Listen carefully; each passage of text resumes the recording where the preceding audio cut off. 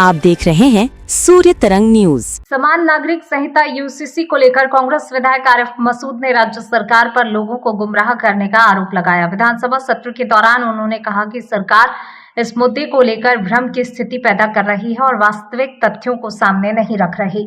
आरिफ मसूद ने कहा कि जिस प्रकार अनुसूचित जनजाति एसटी समुदाय को यूसीसी के दायरे से बाहर रखा गया है, उससे आदिवासी समाज को भी सरकार की मंशा पर विचार करना चाहिए। उन्होंने आरोप लगाया कि सरकार मुसलमानों के मुद्दे को आगे रखकर आदिवासी समुदाय को प्रभावित करने का प्रयास कर रही है। कांग्रेस विधायक ने कहा कि सरकार ने पूर्व में भी कई बड़े वादे किए थे, लेकिन उनमें से अनेक वादे पूरे नहीं हो सके। उन्होंने यूसीसी के मुद्दे पर भी सरकार की नीयत और प्राथमिकताओं पर सवाल उठाए।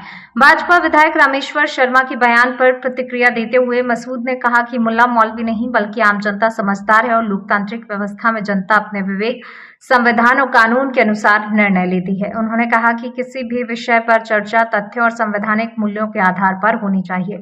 यूसीसी को लेकर विधानसभा के भीतर सत्ता पक्ष और विपक्ष के बीच राजनीतिक बयानबाजी लगातार तेज होती दिखाई दे रही है। पहले तो मैं समझता हूँ अभी आ जाए पटल पे कब रख रहा है, आज तो रखा नहीं है। मुझे पूरी उम्मीद है कि हमारे ट्राइबल जितने साथी हैं वो इस पूरे मुद्दे को समझ लेंगे गंभीरता से, और जब गंभीरता से समझ लेंगे तो उनको सरकार का जो उनके साथ मुसलमानों के कंधे पे रखकर धोखा किया जा रहा है वो उनको समझ में आ जाएगा। पूर्व में इन्होंने ऐसे पारित करे और ये कहा है कि हम आपको अलग रखेंगे, और उसके बाद कई उदाहरण मैं जब ये पटल पर आएगा दूंगा कि उसके बाद उन्होंने उनके साथ धोखा करा और उन्हें भी शामिल करा।